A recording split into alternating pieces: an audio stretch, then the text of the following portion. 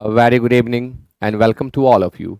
Dear students, in today's class, I am going to explain Talent Search Test 115.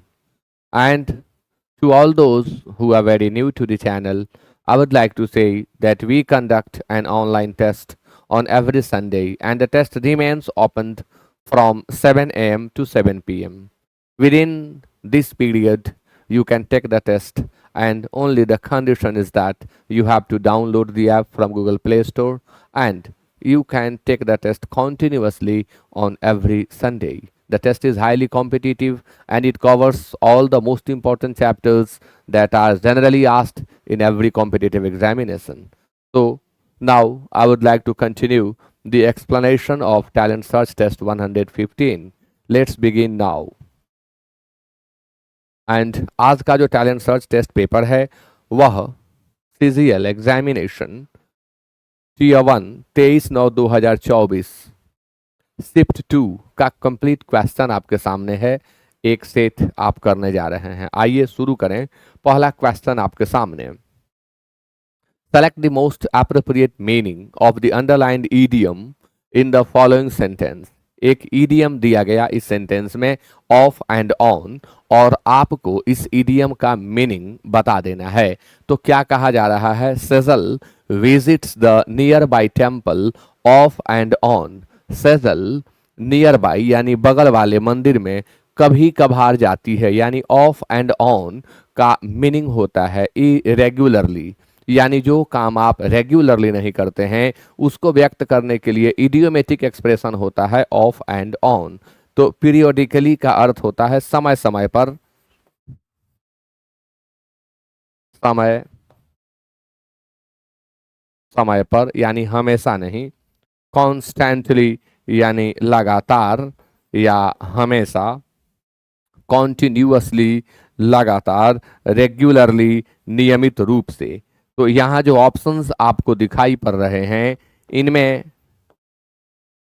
Of and on के लिए हम सिर्फ periodically select करेंगे, यानी आंसर 1 का 1 होगा। आइए आगे बढ़ते हैं। एक बार आपसे बोलूंगा वीडियो को शेयर कर दें उन सभी स्टूडेंट्स में जो कॉम्पिटिटिव एग्जामिनेशन की तैयारी कर रहे हैं। वीडियो को जरूर शेयर करें, सबको लाभ हो। आप तो जान रहे हैं, सीख रहे हैं, और भी आपके दोस्त लोग सीखें, इसके लिए आप शेयर जरूर करें। क्वेश्चन नंबर 2 आपके सामने, parts of a sentence are given below in a jumbled order, यानी यह सेंटेंस अरेंजमेंट हुआ। आप जम्बल्ड पार्ट्स को अरेंज करके एक कंप्लीट एंड मीनिंगफुल सेंटेंस बना देंगे। पी में कहा गया unlock their potential. Potential means होता है पावर, एंड पोटेंशियल का दूसरे अर्थ में यूज होता है तो संभावना भी अर्थ होता है। पोटेंशियल मीन्स संभावना, पोटेंशियल मीन्स शक्ति। तो unlock their potential empowers individuals to and shape their future the power of education. ऐसे क्वेश्चंस को सॉल्व करते समय हमें यह ध्यान रखना होता है कि हम किसे फर्स्ट में रखें। ओपनर के रूप में क्या रखें? तो जनरली आप सब्जेक्ट वाले पार्ट को ओपनर में रखते हैं। तो पी क्यू और ओ में ओपनर नहीं दिख रहा है, यानी हम आर से शुरू करेंगे। जरा ऑप्शन देखिए, आर से 2 हैं, यानी ये 2 एलिमिनेट हो जाते हैं। आपको सिर्फ 2 पर दिमाग लगाना है। तो the power of education, the power of education इस वाक्य का सब्जेक्ट है। सब्जेक्ट के बाद वर्ब चाहिए जो कि यहाँ क्यू में दिखाई पड़ रहा है। एम्पावर्स इंडिविजुअल्स टू के बाद V1 चाहिए, to unlock their potential and shape their future. यही क्रम हुआ, यानी RQPO, RQPO, और इस तरह से आंसर क्या हो जाएगा? 3। एम्पावर शब्द पावर शब्द से बना है। पावर मीन शक्ति, एंड एम्पावर सशक्त बनाना, ताकतवर बनाना या शक्ति प्रदान करना। तो आंसर होगा 3। क्वेश्चन नंबर 3 आपके सामने, mister Suman asked me to pack my luggages. यह जो क्वेश्चन है नाउन एंड नंबर चैप्टर से है और बहुत ही सिंपल क्वेश्चन आपके सामने। मैं अपने हर क्लास में बताता हूँ, सैकड़ों बार यूट्यूब के वीडियोस में बोल चुका हूँ कि luggage, baggage, scenery, machinery, stationery, furniture, crockery, imagery, इस तरह के बहुत सारे नाउन्स हैं जो हमेशा पूछे जाते हैं, आप याद कर लेंगे उनको। कभी भी इनका प्रयोग आप प्लुरल फॉर्म में नहीं करेंगे और इनके लिए आने वाला वर्ब भी सिंगुलर होता है। तो यहाँ आप देख रहे हैं माई लगेजेस, कभी भी लगेज प्लुरल फॉर्म में यूज नहीं होता है। लगेज और बैगेज ये मिलते जुलते शब्द, आप जरूर याद करें, बार बार पूछा जाता है। यानी माई लगेजेस यहाँ गलत है, 3 का आंसर 2 होगा। लगेजेस के बदले हम लगेज का यूज करेंगे। क्वेश्चन नंबर 4 में आपसे पूछा जा रहा है वन वर्ड सब्स्टिट्यूट, यानी आपको गिवन एक्सप्रेशन को एक वर्ड में बता देना है। क्या पूछा गया? A place to park aeroplanes. आपको बताना है कि उस स्थान को क्या कहते हैं जहां एरोप्लेन्स पार्क होते हैं। तो शब्द 1 में है हैंगर, बी में है डेपो, लिखते हैं डिपॉट, पढ़ते हैं डेपो। डेपो बोलचाल में लोग डिपू कहते हैं, बस डिपू, बस डिपू आप सुने होंगे। तो वर्ड है डेपो। और 3 में वर्ड है शेड और 4 में वर्ड है हैंगर। तो शब्द है hanger, normal word. Hanger means Khunti, यानी जिस पे आप कपड़ा इत्यादि टांगते हैं। कपड़ा टांगने के लिए जो व्यवस्था बनाई जाती है उसे हम हैंगर कहते हैं। डिपो जो है वह बड़े व्हीकल्स के लिए होता है, लार्ज एंड बिग व्हीकल्स के लिए, एंड साथ ही साथ ग्रेन्स के, अनाज के लिए भी। वह स्थान जहां बहुत सारे अनाज भंडारित किए जाते हैं, ऐसे तो आप ग्रेनरी बोलते हैं उसको, लेकिन डिपो भी बोलते हैं। शेड, अब जहां हम अपनी कार रखते हैं उसे भी हम शेड कहते हैं। गाय रखते हैं उसे भी हम शेड कहते हैं। तो used for cows and cars, generally used for cows and cars, shed. और हैंगा का अर्थ होता है विमानशाला, जहां विमान पार्क किए जाते हैं उसे हम हैंगा कहते हैं। तो आंसर 4 का 4 होगा। क्वेश्चन नंबर 5 आपके सामने, select the option that expresses the following sentence in passive voice. Given sentence का आपको पैसिव बनाना है। मैं आपको चांस देता हूं, फटाफट कमेंट करें आप सभी लोग। The baker baked the cake का पैसिव क्या होगा? The baker baked the cake का पैसिव क्या होगा? बहुत सिंपल सेंटेंस है। The cake was baked by the baker. The cake was baked by the baker. The cake was baked by the baker, 1 सही है। अब ऐसे ही V2 है ना, तो वॉज वर V3 चाहिए। ये हो ही नहीं सकता, क्योंकि आपको मालूम है कि V2 का पैसिव करते हैं तो वॉज वर के साथ V3 लगाते हैं। तो बस स्पष्ट था, 5 का आंसर 1 होगा। क्वेश्चन नंबर 6 आपके सामने, the teammates made several jibes at the opponent team, I'm sorry, the teammates made several jibes at the opponent team members during the interview. Interview के दौरान टीममेट्स ने खिल्लियां उड़ाई उन लोगों की जो उनके प्रतिद्वंदी टीम के थे। जाइब शब्द नाउन है और जाइब मीन्स होता है खिल्ली उड़ाने का काम, मजाक उड़ाने का काम, यह जाइब है। यहां सेवरल के बाद आया, यानी प्योरली यह नाउन का काम कर रहा है। तो शब्द है कंजोलेशन, मॉकरी, इंस्पिरेशन एंड कॉन्ट्राडिक्ट। तो आपको सेलेक्ट करना है वर्ड। कंजोलेशन का अर्थ होता है सांत्वना। कमेंट करके बताएं आंसर क्या होगा। सांत्वना। मॉकरी का अर्थ होता है उपहास। इंस्पिरेशन का अर्थ होगा प्रेरणा। और कॉन्ट्राडिक्ट मतभेद होना या मतांतर होना। मतभेद होना या मतांतर होना। तो जाइब मीन्स उपहास होता है, मॉकिंग मीन्स उपहास होता है, मॉकरी मीन्स उपहास होता है। तो यहां मॉकरी होगा। मॉक का एब्स्ट्रैक्ट नाउन है। ऐसे मॉक के सिनोनिम की बात करें तो आप डिराइड लिख सकते हैं। जाइब भी वर्ब का काम करता है। डिराइड मीन्स उपहास करना, मॉक मीन्स उपहास करना, रिडिकुल उपहास करना, लाफ एट उपहास करना। उपहास करना के लिए इतने सारे वर्ड हैं, आप याद करेंगे। 6 का 2 होगा। क्वेश्चन नंबर 7 आपके सामने, Athens was suffering under the rule of a powerful small group that had no concern for the people's welfare. Welfare शब्द का अर्थ होता है कल्याण।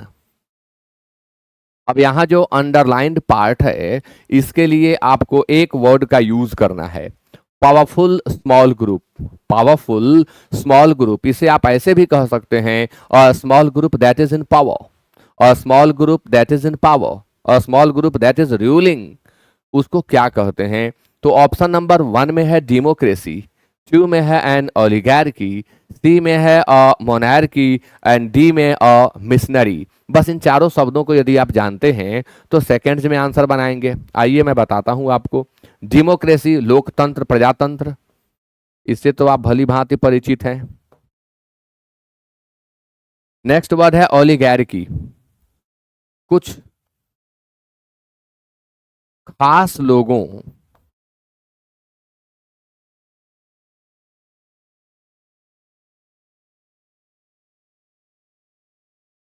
के द्वारा शासित सरकार, a group of people, monarchy राजतंत्र एंड मिशनरी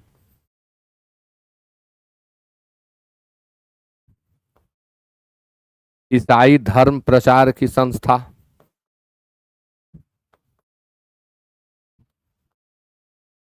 ईसाई धर्म प्रचार की संस्था को हम मिशनरी कहते हैं।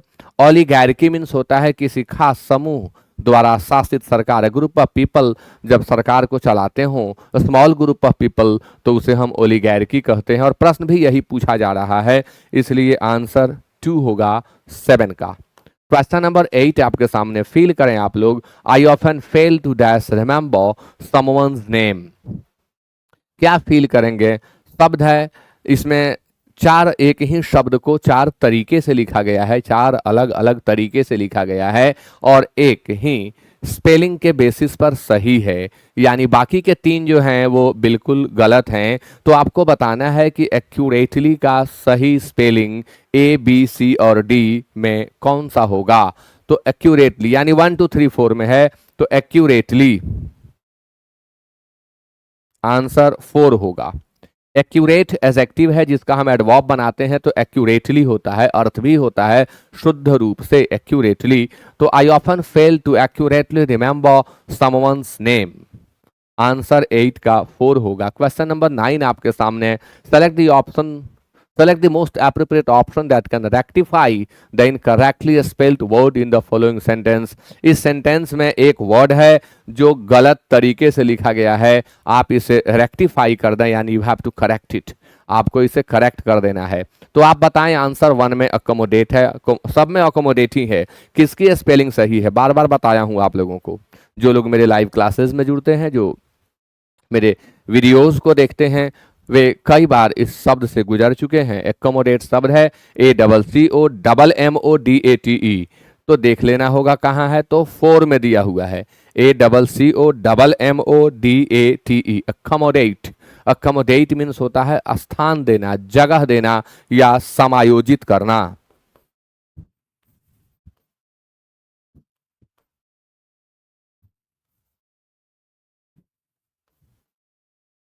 तो आंसर क्या होगा? 9 का 4 होगा। क्वेश्चन नंबर 10 आपके सामने, सिनोनिम बताना है, वर्ड है डिसिपेट, जिसके लिए ऑप्शन नंबर 1 में है ग्लोरियस, बी में है मैलिसस, सी में है हेस्ट और डी यानी 4 में है स्पेंड। ऑप्शन सुटेबल नहीं है। डिसिपेट शब्द का अर्थ होता है बर्बाद करना,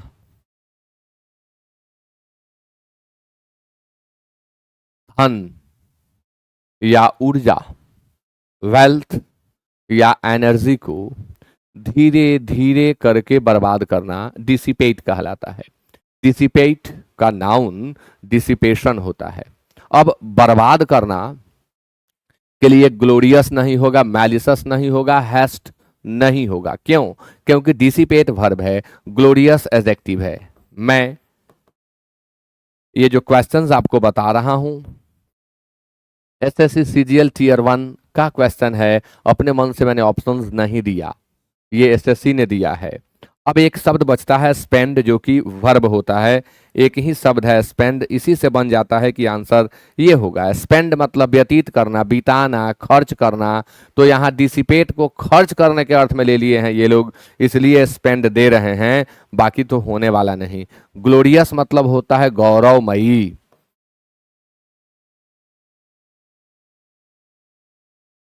ग्लोरियस। मैलिसस मीन्स होता है द्वेषी, हानिकारक भी कहते हैं मैलिसस का। स्पाइटफुल द्वेषी, और हानिकारक के लिए हम यूज कर लेंगे हार्मफुल का। हैस्ट मीन्स होता है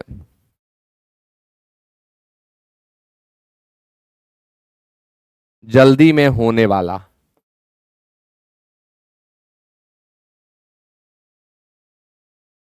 जल्दबाजी भी कहेंगे इसको हम। ही वॉज इन ए हेस्ट, तो वह जल्दबाजी में था। In haste, I am sorry, he was in haste, he was in haste, in a haste नहीं, it was my mistake. Spend, अब मजबूरी में आंसर हमें 4 सेलेक्ट करना होगा क्योंकि ऑप्शन कुछ दूसरा है नहीं। क्वेश्चन नंबर 11 आपके सामने, आप कमेंट करके बताएं 11 का आंसर क्या होगा। आपको बताना है कि कौन सा सेंटेंस है चारों में से जो पैसिव वॉइस में है। कितना हल्का क्वेश्चन पूछा गया है, आप बहुत आसानी से इसे बना लेंगे। सिर्फ पैसिव वॉइस, आपको ट्रिक बताता हूं कि is, am, are, was, were, be, been, being plus V3 is equal to passive voice. पूरे एक ट्रिक के अंदर सारा पैसिव वॉइस आ जाता है। Is, am, are, was, were, be, been, being, अगर यह स्ट्रक्चर V3 के साथ यूज हुआ है तो आप मान ले नहीं होगा ही सेंटेंस पैसिव में। तो देखिए कहाँ ऐसा है, यहाँ आर के बाद पार्टिसिपेटिंग है, नहीं होगा। यह तो कंप्लीटली एक्टिव वॉइस में है, यह भी एक्टिव में है। आप देखिए वॉज के साथ V3, यानी यह पैसिव में है, इसलिए आंसर 11 का 4 होगा। क्वेश्चन नंबर 12, और जॉन्डिस्ड आई, और जॉन्डिस्ड आई यूज जो हुआ है यहाँ पर इडियम, इसका आपको मीनिंग बताना है। This year's budget is unlikely to pass as law since the president's proposed budgets typically face a jaundiced eye, but this one has gotten even more skepticism. संशयवाद, संशय भरी नजरों से देखने वाला अजॉन्डिस्ट आई कहलाता है। जो स्केप्टिकल है वह जॉन्डिस्ट आई है। तो जीलसी, कॉन्फिडेंस, रेसेंटमेंट और गुडविल। जीलसी का अर्थ होगा ईर्ष्या, ईर्ष्या। कॉन्फिडेंस विश्वास, रिसेंटमेंट क्रोध,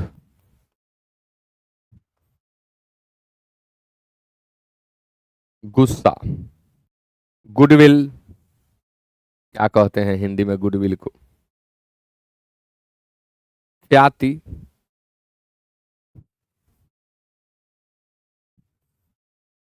अब जीलसी, ईर्ष्या जॉन्डिस्ट आई के लिए कभी कभी यूज होता है, लेकिन बेस्ट आंसर यहां पर होगा रेसेंटमेंट, यानी कुछ कड़वाहट पहले से।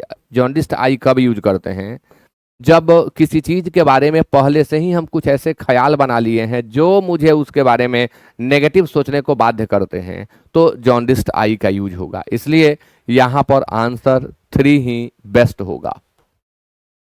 क्वेश्चन नंबर 13, डॉज शब्द है और इस डॉज का आपको बताना है सिनोनिम। डॉज शब्द का आपको बताना है सिनोनिम। ऑप्शन नंबर 1 में avoid, 2 force, 3 boarding and 4 amount. Dodge का आप बताएंगे सिनोनिम। बहुत सिंपल वर्ड है।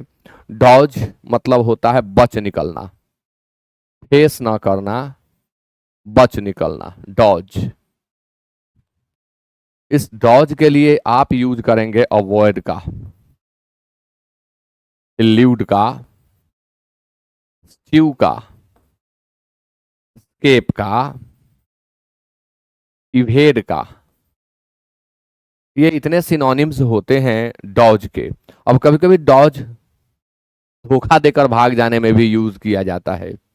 अवॉइड बच निकलना, फोर्स बल, और वर्ब के रूप में बाध्य करना, विवश करना। बोर्डिंग आप जानते हैं, अमाउंट आप जानते हैं, तो यहां आंसर 1 होगा। नेक्स्ट सेंटेंस में एंटोनिम बताना है आपको। वर्ड आपके सामने है ऑस्टेंटासस। ऑस्टेंटासस का आपको बताना है सिनोनिम, नहीं एंटोनिम बताना है, विलोम शब्द। हर behaviour was so ostentatious that it attracted the attention of everyone in the room. उसका बिहेवियर इतना ऑस्टेंटासस था कि रूम में जितने लोग मौजूद थे उनके ध्यान को खींच लिया, अट्रैक्ट कर लिया। तो अट्रैक्टिव आकर्षक,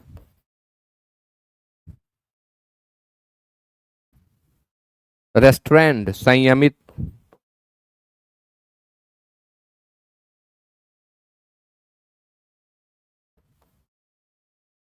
संयमित नियंत्रित, जेंटल सुशील, और रेपल्सिव बदसूरत, भद्दा कुरूप अगली। इसके लिए आप सिनोनिम यूज करेंगे। Restaurant means controlled, restaurant means controlled. Attractive graceful आकर्षक, ग्रेसफुल ब्यूटीफुल।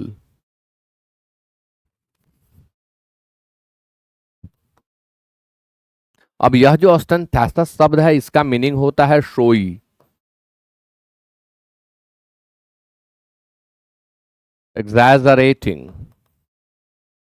वह जो कुछ दिखा रहा है, कुछ डिस्प्ले कर रहा है, बढ़ा चढ़ा करके प्रस्तुत कर रहा है, वह ऑस्टेंटासस है। यानी वो इतना शोई बिहेवियर की थी कि लोगों का ध्यान खींच ले रही थी अपनी तरफ। अट्रैक्टिव आप दे नहीं सकते, जेंटिल आप दे नहीं सकते, रेपल्सिव आप दे नहीं सकते। तो आंसर क्या देना होगा? रेस्ट्रेंट। शोई नहीं है, वह बिल्कुल नियंत्रित है, संयमित है। इसलिए आंसर 14 का 2 होगा। क्वेश्चन नंबर 15 में रेलेवेंट का एंटोनिम बताइए। कमेंट करिए सभी लोग। रेलेवेंट का आपको बता देना है एंटोनिम।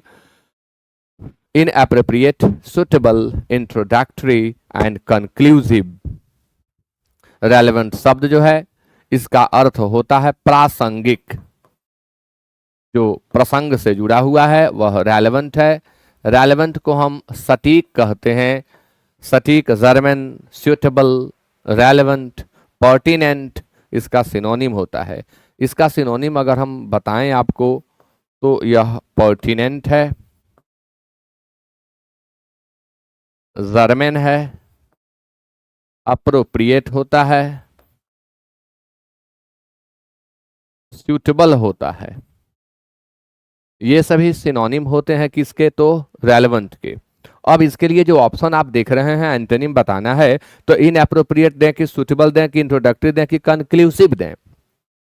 तो इनएप्रोप्रिएट का अर्थ होता है one that is not appropriate, अनुपयुक्त। सूटेबल, उपयुक्त, ये तो सिनोनिम हो जाएगा। इंट्रोडक्टरी, परिचायक, इंट्रोडक्शन का एडजेक्टिव होता है इंट्रोडक्टरी। एंड कंक्लूसिव,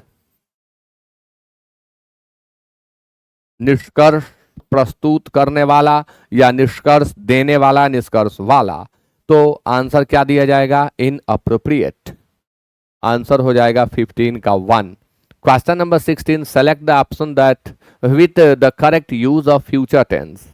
आप ऐसे ऑप्शन को सेलेक्ट कर लें जिसमें फ्यूचर टेंस का करेक्ट यूज किया गया है। आपके सामने 4 सेंटेंस दिए गए हैं, जल्दी से बताएं कौन सही होगा। By next December I will have been completed 6 years in this home. By next year I will be completed. By next year I will have complete. By next year I will have completed. अब देखो, जब sentence के अंदर subject दिया हुआ है और subject ही active है, कंप्लीट कौन कर चुका होगा? तो मैं। और जब वाक्य में दिए गए, वाक्य में वर्णित काम को खुद सब्जेक्ट ही परफॉर्म कर रहा हो, the given sentence must be in active voice, and hence the answer would be 4। By next December, by के साथ जब फ्यूचर टाइम आता है तो विल हैव V3 का प्रयोग एक्टिव वॉइस में करते हैं और पैसिव वॉइस में will have been plus V3। यहां जरूरत एक्टिव की है, इसलिए आंसर 16 का 4 होगा। क्वेश्चन नंबर 17 आपके सामने वन वर्ड सब्स्टिट्यूशन है। एज ही हैड बीन, नहीं वन वर्ड नहीं है भाई। Select the most appropriate option that can substitute the underlined words in the given sentence. Grammatically correct करिए, idiomatically correct करिए। अंडरलाइन पार्ट गलत है और इसके लिए 4 ऑप्शन दिए गए हैं, कोई एक है जो करेक्ट कर देगा। आप जल्दी से आंसर बता दें। रजनीत failed in all his exams as he had been addicted of social media। अब ये जो रजनीत है एग्जाम्स में फेल कर गया, क्यों फेल कर गया? क्योंकि एज का अर्थ क्योंकि भी होता है। बहुत सारे स्टूडेंट यही जानते हैं कि एज मीन्स जैसा, लेकिन एज के बाद जब subject plus verb plus other word आए तो उस एज का अर्थ क्योंकि हो जाता है। ऐसे ही फॉर का अर्थ भी क्योंकि होता है, फॉर भी जब इस स्ट्रक्चर में आएगा अर्थ क्योंकि हो जाएगा, क्योंकि उसे एडिक्शन हो गया था सोशल मीडिया का। आदत से जुड़े जितने एडजेक्टिव्स हैं सब अपने साथ टू लेते हैं, जैसे habituated to, used to, accustomed to, addicted to. आदत को व्यक्त करने वाले, चाहे वो अच्छी आदत के लिए यूज हो या बुरी आदत के लिए यूज हो, आदत के लिए यूज होने वाले सभी एडजेक्टिव्स अपने साथ प्रेपोजिशन टू लेते हैं, इसलिए कन्फर्म्ड आंसर एडिक्टेड टू ही होगा। और ऑप्शन 4 में हम देख रहे हैं कि एडिक्टेड के साथ टू दिया हुआ है। आइए आगे बढ़ते हैं। क्वेश्चन नंबर 18, लेथार्जिक का आपको बताना है एंटोनिम। लेथार्जिक शब्द का आपको बताना है एंटोनिम। ऑप्शन 1 में है एक्टिव, बी में है यानी 2 में है लैंग्विड, 3 मॉडरेट एंड 4 एंग्री। लेथार्जिक का अर्थ होता है सुस्त। लेथार्जिक का दूसरा अर्थ होता है आलसी। एक्टिव,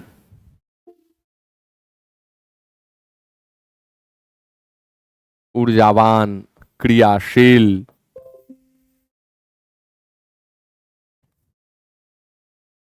फुर्तीला।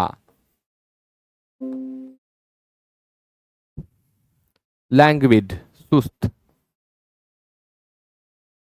या शिथिल। यहां भी आप शिथिल लिख लीजिए। मॉडरेट, मध्यम स्तरीय, मध्यम स्तर का। एंग्री, क्रोधित।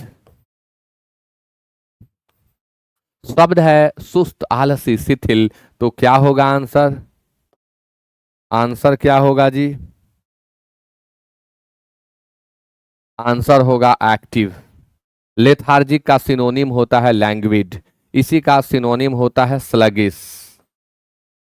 Indolent, lazy. इन सब को याद करिए। लेजी, लेथार्जिक, स्लगिश, इंडोलेंट, ये सभी सिनोनिमस हैं और इनका एंटोनिम होता है एक्टिव, एनर्जेटिक, एंथुसियास्टिक। तो आंसर 18 का 1 होगा। Question number 19, the evening time when the sun has just set and it is almost dark, क्या कहते हैं उसको? डस्क, नाइट, डॉन और डे ब्रेक। इवनिंग टाइम जब सन डूब चुके हैं, अभी अभी डूबे हैं और लगभग डार्क हुआ है मौसम, जो शाम का प्रारंभिक समय हो, उसे क्या कहते हैं? तो उसे हम डस्क कहते हैं, गोधूली कहा जाता है। गोधूली बेला डस्क है और डस्क का अपोजिट वर्ड डाउन होता है। नाइट मीन्स तो रात्रि, डाउन मीन्स उषा काल, सुबह का समय। डे ब्रेक भी सुबह का समय होता है, उषा काल कह सकते हैं। सुबह का समय जब डे ब्रेक होता है वह डे ब्रेक हो गया। तो डस्क मीन्स होता है शाम का समय, न दिन है न रात, उस बीच वाले समय को, जब अंधकार अपना पांव पसारना शुरू करे उस समय को डस्क कहते हैं, ट्विलाइट भी कहते हैं, और इसी का एंटोनिम होता है डॉन। इसके लिए ट्विलाइट, हालांकि साहित्य में इनके टाइमिंग में डिफरेंस भी आता है ट्विलाइट और डस्क के, बट डस्क का सिनोनिम लिखना हो तो आप ट्विलाइट जरूर लिखें। और आंसर यहाँ क्या हो जाएगा, एंटोनिम बताना है, वन वर्ड बताना है। तो जो अभी अभी अंधकार की ओर बढ़ रहा है टाइमिंग, वह डस्क कहलाता है। 20 क्वेश्चन आपके सामने। Question number 20, the cynical investors believed in every word the analyst said. जो सीनिकल इन्वेस्टर्स होते हैं वे एनालिस्ट के द्वारा, विश्लेषक के द्वारा कहे हुए हर शब्द में भरोसा करते हैं या करते थे, पास्ट में लिखा। क्रेड्यूलस मीन्स होता है आसानी से विश्वास कर लेने वाला, सहज विश्वासु। जो आसानी से विश्वास कर ले उसे क्रेड्यूलस कहते हैं। डिस्ट्रस्टफुल, जिस पर विश्वास नहीं किया जा सके, जो ट्रस्ट के योग्य न हो। परसुएसिव, आग्रही, आग्रह करके जो मना ले उसे परसुएसिव कहते हैं। और क्रेडिबल, विश्वसनीय।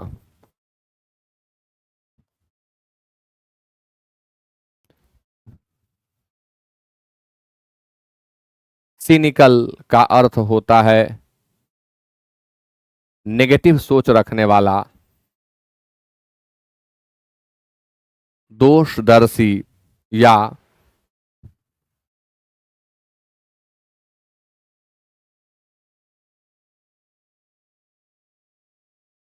किसी चीज के बारे में बुरे ख्यालात रखने वाला, जो नेगेटिव एस्पेक्ट को देखता है वह सिनिकल है। अब यहाँ बहुत कठिन हो रहा है कि क्रेडिबुलस दें, डिस्ट्रस्टफुल दें, कि परसुएसिव दें, कि क्रेडिबल दें। क्रेडिबल दे ही नहीं सकते, नेगेटिव सेंस का वर्ड है, और यहाँ एक ही नेगेटिव सेंस का वर्ड है, इसलिए हम सेलेक्ट करेंगे डिस्ट्रस्टफुल को, बाकी कोई सेलेक्ट करने योग्य नहीं है। 21 to 25 में क्लोज टेस्ट दिया हुआ है, एक बार पढ़िए फिर आप बनाइएगा। The Human Development Index (HDI) is a summary dash of average accomplishment in important areas of human development. Human development के महत्वपूर्ण क्षेत्रों में उपलब्धि का औसतन उपलब्धि, एवरेज को हम औसतन कहेंगे, accomplishment यानी अचीवमेंट। तो the human development index is a summary dash of, is a summary regiment, भाई सैन्य टुकड़ी की बात नहीं हो रही है। असेसमेंट, इन्वॉल्वमेंट, कलेक्ट, कलेक्ट तो आप सोच ही नहीं सकते। ऐसे समरी भी नाउन है, लेकिन यहां यह काम कर रहा है एजेक्टिव का, क्योंकि ए प्लस एजेक्टिव प्लस नाउन का स्ट्रक्चर चलता है, तो समरी यहां एजेक्टिव हो गया। तो यह जो इंडेक्स हमारे सामने है वह असेसमेंट है, यानी मूल्यांकन है। किस चीज का, तो औसत उपलब्धि का, जो ह्यूमन डेवलपमेंट के महत्वपूर्ण एरियाज में हुए हैं। Dash living a long and healthy life, segregating, अलग करने वाला। एग्जैजरेटिंग, बढ़ा चढ़ा कर प्रस्तुत करने वाला। इंक्लूडिंग, मैनिफेस्टिंग, कोई भी सुटेबल नहीं है, क्योंकि डैश लिविंग ए लॉन्ग, तो ये यहाँ ऑप्शन जो दिए गए वर्ब के रूप में दिए जा रहे हैं, वहां चाहिए नहीं, इंक्लूडिंग दे सकते हैं। को लेकर, को मिलाकर, इंक्लूडिंग यानी मिलाते हुए, किसको, तो living a long and healthy life, जो लॉन्ग और हेल्दी लाइफ जी रहे हैं। Being informed and having a good quality of living. The human development index is the geometric mean of the normalised dash. यह नॉर्मलाइज्ड डैश का geometric mean है। किसका, तो ऑप्शन देख के बताइए। Normalised features, normalised content, normalised indices, normalised glimpses. Index शब्द का जब प्लुरल बनाते हैं तो एक इंडेक्सेस होता है, दूसरा इंडिसेज होता है। तो geometric mean of the normalised dash features of each dimension, यहां हर आयाम की बात की गई है। कंटेंट्स की बात की गई है। नॉर्मलाइज्ड कंटेंट सूट नहीं करेगा। नॉर्मलाइज्ड इंडिसेज यहाँ सूचियां के रूप में ही आ रहा है, घातांक के रूप में तो नहीं आ रहा है। आंसर हम 3 ही सेलेक्ट करेंगे, बाकी मीनिंगलेस हो रहे हैं। 24 आपके सामने। The health component is dash by life expectancy. Expectancy जो है एक्सपेक्ट से ही बनता है, उसका एब्स्ट्रैक्ट नाउन है, उम्मीद अर्थ होता है। At birth, while the education dimension is measured by the average number of years of schooling for individuals is 25 and above, as well as the dash number of years of schooling for school age children. The health component is dash by life. Levitate मतलब उड़ान भरना होता है। Escape बचना होता है। Triggered लक्ष्य साधना होता है, तो मेजर्ड होगा यहां।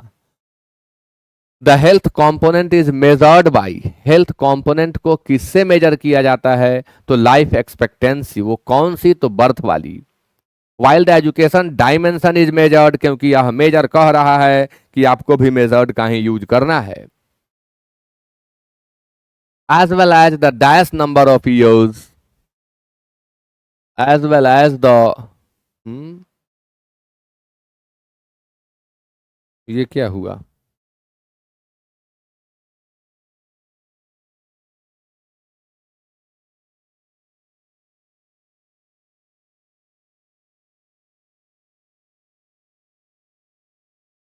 इसमें 4 ही क्वेश्चंस हैं, 5th है ही नहीं।